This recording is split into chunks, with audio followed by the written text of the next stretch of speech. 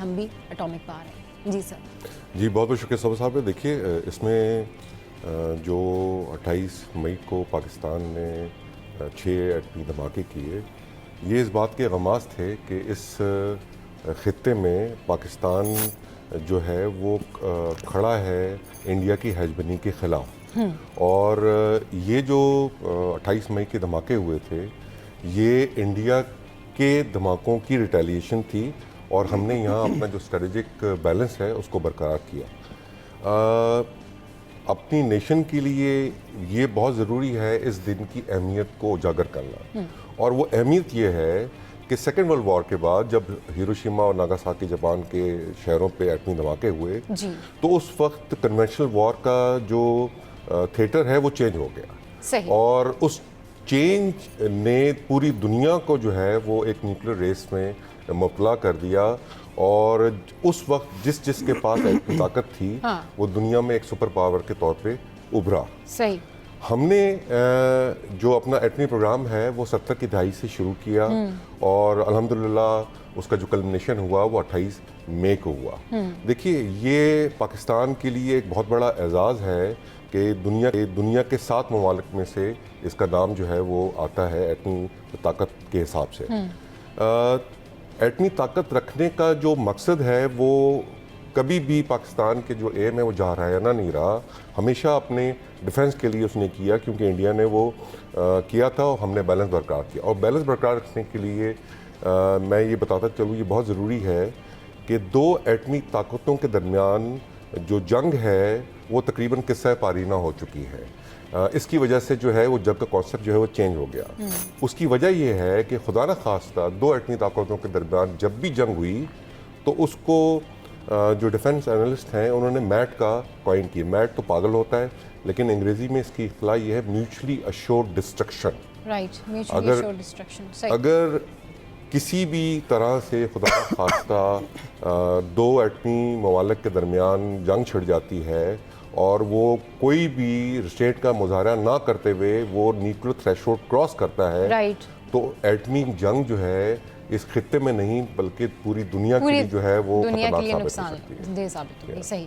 अच्छा सर, जिस तरीके से अब जो करंट सिचुएशन है उसमें तो आज के दिन की अहमियत जो है ना वो और भी बढ़ जाती है, क्योंकि आप देखें हमारा जो पड़ोसी मुल्क भारत है वहाँ से जिस तरह की आवाज़ें उठ रही हैं। अभी कल ही मतलब 2 डेज़ बैक मोदी ने पाकिस्तानी अवाम तक को जो है ना वो धमकी दी। यानी आप देखें कि किसी मुल्क का प्राइम मिनिस्टर जो ये कहते कि जी हम जो है ना सेक्युलर भारत में रहते हैं, वहाँ पर किसी भी मुल्क का प्राइम मिनिस्टर किसी और मुल्क की कंट्री के लोगों तक को धमकी दे रहा है कि पाकिस्तान के यूथ के लिए यही है कि वो जी ठीक हो जाएं या ठीक से रहें, वरना मेरी गोली तो है। मतलब आप देखें कि किसी भी जो अवाम के लिए इसकी कॉन्ट्रडिक्शन, उनका ये जो बयान है अपने ही बयान से कॉन्ट्रडिक्ट करता है उस सूरत हाल में जब उन्होंने कहा जी पाकिस्तान में तो हमने वो जो वहाँ पर जो टेररिस्ट थी ना जी सिर्फ उनके वहाँ पर अटैक किया। अब आप देखें कि इनका झूठ खुद मोदी की ज़बानी खुल के बाहर सामने आ गया कि उसने आके इतने बड़े प्लेटफॉर्म पर आके डायरेक्टली पाकिस्तानी अवाम को ही कह दिया कि मेरी गोली तो तुम्हारे लिए। तो आप ये देखें कि ये कितना इनह्यूमन और कितना क्रूरैलिटी से भरा हुआ ये स्टेटमेंट है, और इसके बाद किसी को ज़रूरत ही नहीं है ये बताने की कि भारत का असली चेहरा क्या है। जी बिल्कुल, उसमें कोई दो राय नहीं साहब। देखिए 10 मई का जो दिन गुजरा वो पाकिस्तान की तारीख में सुनहरी हरफों से लिखा जाएगा। जी मैं हमेशा बात करता हूँ कि 10 मई की जो फतह थी पाकिस्तान ने जो हासिल किया अल्लाह के करम से, वो दुनिया की तारीख में लिखी जाएगी, क्योंकि ये वो फतह है कि जो कि दुनिया की चंद जो विक्ट्रीज हैं उनमें से एक हैं जो कि बिल्कुल एब्सोल्यूट थी। एब्सोल्यूट का मतलब ये है कि जी पूरी दुनिया ने उसका इतराफ़ किया, हत्ता कि दुश्मन भी ये इतराफ़ करने पे मजबूर हो गया कि पाकिस्तान ने 10 मई के ख़ास तौर पे हमारी पाकिस्तान एयरफोर्स ने जो मार्का सर अंजाम दिया उसकी तारीख में मिसाल दुनिया में कहीं नहीं मिलती। सही। लेकिन एक चीज़ मैं आपको ज़रूर बताऊँ, जिस तरह आपने इसका जिक्र किया, पाकिस्तान जो दुनिया है वो पाकिस्तान को अब ये भी इतराफ़ करती है कि पाकिस्तान एक बहुत ज़्यादा रिस्पॉन्सिबल न्यूक्लियर पावर है, क्योंकि वो जो थ्रेशहोल्ड जिसकी मैं आपसे जिक्र कर रहा था वो कभी भी जो है वो जो है क्रॉस हो सकता है और दुनिया जो है इसका शिकार हो सकती है न्यूक्लियर जंग का। लेकिन मोदी सरकार जो कि जी, बीजेपी हाँ। आरएसएस की ये बेसिकली एक शाख है जी। और इस वक्त दुनिया ये बावर कर रही है कि इस किस्म की हुकूमत जो पागलपन मोदी जिसका मुजाहरा कर रहा है, सही। तो क्या उसके पास न्यूक्लियर ताकत रखने का हक मौजूद है? क्योंकि ये पागलपन जो है कभी भी किसी वक्त भी, क्योंकि ये खित्ता जो है अच्छा न्यूक्लियर फ्लैश पॉइंट सर, है। आपकी ही इस बात को मैं आगे लेके जाऊंगी कि जिस तरीके से आपने कहा ना कि दुनिया अब इस बात को भी रियलाइज़ करना शुरू कर रही है कि जितना पागल मोदी सरकार है, या जितनी ज़्यादा कहना चाहिए कि वो इतनी ज़्यादा इस मामले में जंगी जुनून में आगे बढ़ चुकी है, तो ये किसी भी कंट्री के लिए अच्छा नहीं होता। आप देखें ना कि टर्की ने जिस तरीके से पाकिस्तान का साथ दिया, उसके बाद मोदी सरकार जो है अपनी तोपों का रुख टर्की की तरफ भी कर रही है।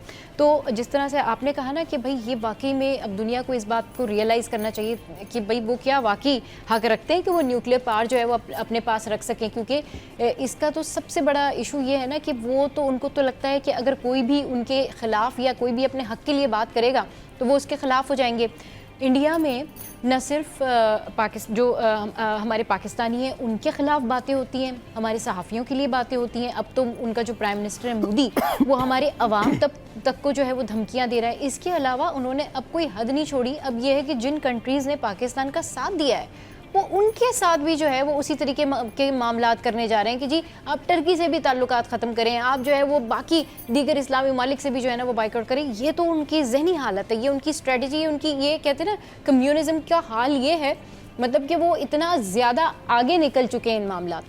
जी देखिए, जब से आप बेहतर समझती हैं समझ कि जब से बीजेपी की हुकूमत आई है तो ये आरएसएस का जो मैंडेट है वो लेकर चल रहे हैं। और आरएसएस का मैंडेट इज़ अखंड भारत। अखंड भारत, बिल्कुल। अखंड भारत का मतलब है कि जी ये जो पूरा बरसगीर है जी, ये एक हिंदुस्तान जो है वो होगा। हाँ। और इसमें सवाए हिंदुओं के लिए और किसी की जगह नहीं होगी। हाँ। इसी वजह से इसी जहनियत ने इनका जो सो कॉल्ड महात्मा गांधी था, हाँ। 1948 में आरएसएस ने ही कत्ल किया। और यही वो जहनियत है जो आज तक जो है वो उस गवर्नमेंट में, क्योंकि बीजेपी शाख है आरएसएस की, वो पाई जाती है।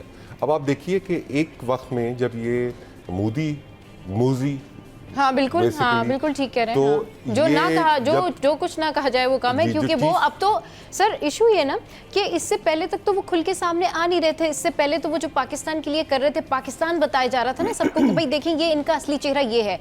लेकिन जब मोदी सरकार ने डायरेक्टली मजमे में खड़े होकर पाकिस्तान की आवाम को ये कह दिया कि मेरी गोली इनके लिए है, तो सर ये तो खुली धमकी है। तो इसने खुद एतराफ़ कर लिया ना कि मैं तो इनकी आवाम का भी दुश्मन हूँ। इससे पहले तो वो ये बात कर रहे थे ना, नहीं हम तो टारगेट टू टारगेट चल रहे थे, हमने तो ये किया, हमने वो किया। Now he already disclose it, मतलब उन्होंने पब्लिकली कह दिया कि मेरी उनकी आवाम के लिए तो मेरी गोली है। तो आप देखें ये कितना इनह्यूमन स्टेटमेंट है। और दूसरी बात ये कि जो पाकिस्तान बताना चाह रहा था वो खुद ही एतराफ़ उन्होंने किया।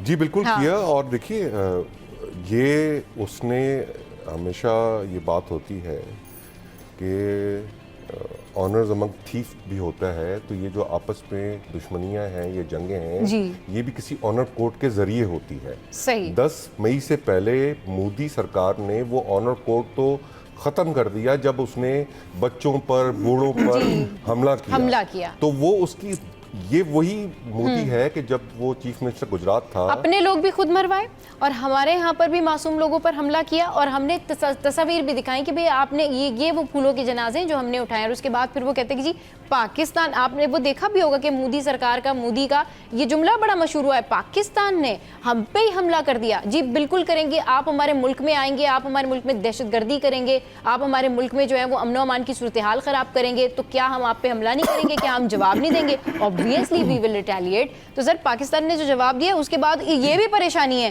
कि पाकिस्तान ने जवाब क्यों दिया। ये देखिए डेस्परेशन के अलावा कुछ है नहीं। वही ना कि जो कि बुचर ऑफ गुजरात के तौर पे मशहूर था और जिसके तमाम बड़े ममालिक में वीज़ा जो है उस पर पाबंदी थी, वो आज उनका प्राइम मिनिस्टर है।